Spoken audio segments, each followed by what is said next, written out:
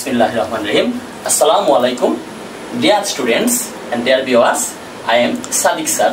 আজকে তোমাদের সামনে একটি নতুন বিষয় নিয়ে আমি হাজির হয়েছি। আমি বরাবরের মতোই প্রত্যেকদিনই একটি করে বিষয় নিয়ে হাজির হই। আজকের সমস্যা হচ্ছে মডেলস। আমরা জানি মডেলস নিয়ে সব জায়গায় কোশ্চেন্স থাকে। আমরা যদি লক্ষ্য করি স্কুল পর্যায়ে, কলেজ পর্যায়ে, ইউনিভার্সিটি পর্যায়ে অথবা চাকরির ক্ষেত্রে এই মডেলস নিয়ে আমরা অনেক কোশ্চেন্স পাই। আজকে এগুলোর সমস্যাগুলোর সমাধান দিতে আমি চেষ্টা করব। মডেলস এর সামনে যদি কোনো ভার্ব থাকে তো অবশ্যই ভার্বের বেস ফর্ম বসাতে হবে। আবার খেয়াল করো, মডেলস এর সামনে অবশ্যই ভার্বের বেস ফর্ম বসাতে হবে। তাহলে আমরা খেয়াল করি যে কোনো ভার্ব অর মডাল অক্সিলারি আমরা এখানে পড়তেছি, কিন্তু মডাল অক্সিলারি এটা কিন্তু একটা ভার্বের অংশ, মডাল অক্সিলারি ভার্ব। তাই মডেলস এখানে আমি দুই ভাগে ভাগ করেছি, ভার্বের বেস ফর্ম, ভার্বের প্রেজেন্ট ফর্ম অথবা ভার্বের পাস্ট ফর্ম। যে কোনো ভার্বকে আমরা প্রথমত দুই ভাগে ভাগ করব, একটা হচ্ছে ভার্বের প্রেজেন্ট ফর্ম আর একটা হচ্ছে ভার্বের পাস্ট ফর্ম। তাহলে এখানে আমি মডেলসকে ভালোভাবে বোঝার জন্য আমি দুই ভাগে ভাগ করেছি। এইভাবে ভাগ করলে স্টুডেন্টস তোমরা খুব ভালোভাবে বুঝতে পারবে। মডেলসকে আমি দুই ভাগের এক নম্বর ভাগে আমি রেখেছি ইনফিনিটিভ মিন্স উইথ টু, মানে ইনফিনিটিভ যদি আমরা বুঝি তাহলে অবশ্যই তার সাথে টু যুক্ত থাকে। আচ্ছা, তাহলে আরেকটা হচ্ছে bare infinitive means except to, মানে টু থাকবে না, কিন্তু যে কোনো মডেলস অর্থাৎ ইনফিনিটিভ অর বেয়ার ইনফিনিটিভ তার সামনে অবশ্যই ভার্বের বেস ফর্ম বসাতে হবে। আমরা দেখি যে ইনফিনিটিভ কোনগুলো। টু আমরা প্রথমেই জানি যে টু কে আমরা দুই ভাগে ভাগ করি। একভাবে হচ্ছে টু দিয়ে প্রিপোজিশন বোঝায়, আর এক টু দিয়ে আমরা জানি ইনফিনিটিভ বোঝায়। তাহলে তারপরে কি আছে? Am to, is to, are to, was to, were to, have to, has to, had to, or bare infinitive। এই যে সকল bare infinitive আছে তার সাথে যদি have to add করি অথবা ought to etc, এই সকল বা আরো যদি থেকে থাকে ইনফিনিটিভ, সেগুলোর সামনে অবশ্যই ভার্বের বেস ফর্ম তোমাকে দিতে হবে। আরেকটি মডেলসের ভাগ হচ্ছে বেয়ার ইনফিনিটিভ।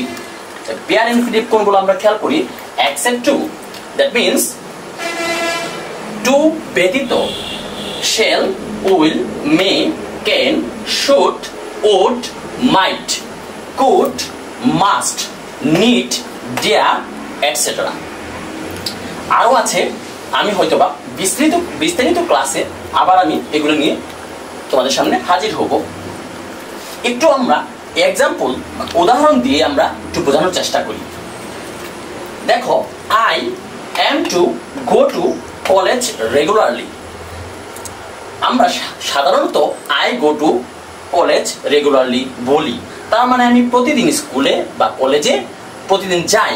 কিন্তু এখানে নিরন্তরতা অর্থে I am to go to college regularly, আমাকে প্রত্যেকদিন কলেজে যেতে হয়। তার মানে তুমি অতীতেও যাইতা, এখনো যাচ্ছ, ভবিষ্যতেও তুমি যাবা, এই অর্থে I am to go to college regularly. Then he is to go to college regularly, তেমনি they are to go to college regularly. I was to go, he was to go. এখানে আই এম টু গো যেমন present ফরম্যাটে বা present অংশে বর্তমানকালে যেরকম বোঝানো হয়, তেমনি অতীতকালের ক্ষেত্রে বা পাস্ট ফরম্যাটে, পাস্ট সেন্সে I was to go, he was to go, they were to go, I have to go। এখানে কিন্তু একটু প্রবলেম আছে। I have to go, আমাকে যেতে হবে। এখানে ছিল কি? আমাকে যেতে হয়, আমাকে যেতে হতো। এখানে হচ্ছে আমাকে যেতে হবে। He has to go, তাকে যেতে হবে। He had to go, তাকে যেতে হতো। এই যে প্রেজেন্ট সেন্সে যে have to ছিল, তেমনি পাস্ট সেন্সে সেটা কি হয়েছে? has to go। আর যদি ফিউচার সেন্সে আমরা চলে যাই তাহলে হবে আই উইল হ্যাভ টু গো। ওই যে আমি যে বলেছিলাম যে মডেলস প্লাস হ্যাভ টু, এই যে এখানে দেখো bare infinitive plus have to, bare infinitive will have to, তারপরেও কিন্তু ভার্বের আমরা বেস ফর্ম বসিয়েছি।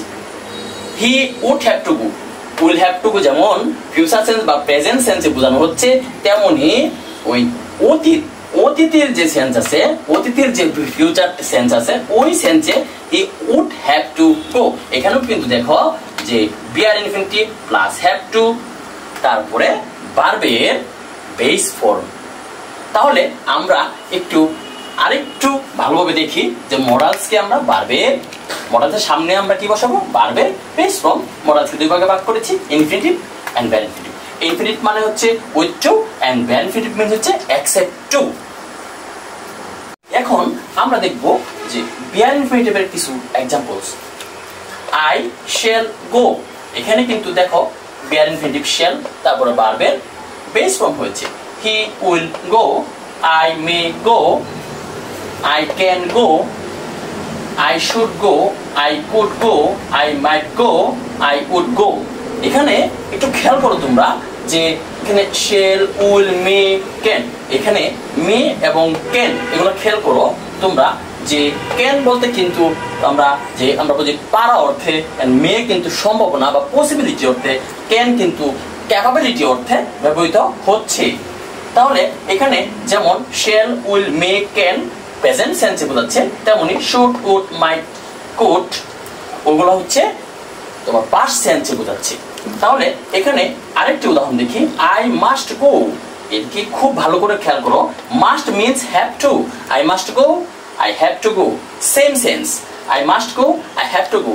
আমি আরেকটি তোমাকে উদাহরণ দিয়ে বুঝাচ্ছি। যেমন তোমরা যখন ন্যারেশন করো, আমরা যখন ন্যারেশন চ্যাপ্টারে যাব, ন্যারেশন জিনিসটা আমি বুঝাবো, তখন দেখবা মাস্টের পরিবর্তে তোমরা হ্যাভ টু বসাও।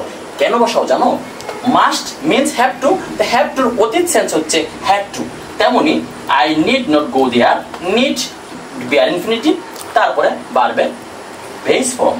তেমনি I dare not go there, এখানে দেখো বিআর ইনফিনিটিভ দেয়ার, তারপরে ভার্বের বেস ফর্ম হয়েছে। তাহলে ছাত্রছাত্রীরা আজকে তোমাদের যে কিওয়ার্ড, আজকের কিওয়ার্ডটা হচ্ছে একটু কঠিন, কিন্তু একটু বুঝে পড়লেই তোমরা মনে রাখতে পারবে। ওই কিওয়ার্ডটা বিভিন্ন পরীক্ষায় সবসময় আসে।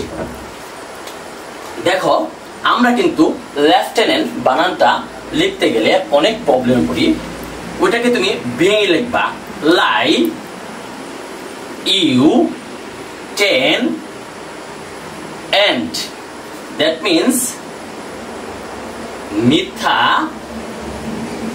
তুমি, 10, পিঁপড়া, এইভাবে লিখবা, এইভাবে মনে রাখবা তুমি। তাহলে এখন এটাকে এড করে দাও, lie, U, T, E, and, A, N, T. সঠিক, দ্যাট মিন্স কারেক্ট স্পেলিং হচ্ছে lie, you, ten, and, that means lieutenant. ধন্যবাদ ছাত্রছাত্রীরা। আজকের ক্লাসটি তোমাদের যদি ভালো লাগে তাহলে অবশ্যই আমার ফেসবুক পেজে তোমরা দেখবা এবং এটাকে শেয়ার করবা। আর আজকে ক্লাসে যদি কোনো প্রবলেম থেকে থাকে অবশ্যই কমেন্ট সেকশনে তোমরা লিখবা, আমি অবশ্যই সেটার সলিউশন দেওয়ার চেষ্টা করব। আর তোমরা লাইক, কমেন্ট, শেয়ার এবং ইউটিউবে তোমরা আমার যে পেজ আছে, আমার পেজের নাম হচ্ছে টোটাল ইংলিশ সলিউশনস। তোমরা capital alphabet total English solutions এই পেজ সাবস্ক্রাইব করবা এবং তোমরা এই ভিডিওগুলা শেয়ার করবা সবার সাথে, যেন আমার ভিডিওটা সবাই দেখতে পারে এবং সকলের যেন উপকারে আসে। ধন্যবাদ। আজকের মতো এই পর্যন্তই। আসসালামু আলাইকুম।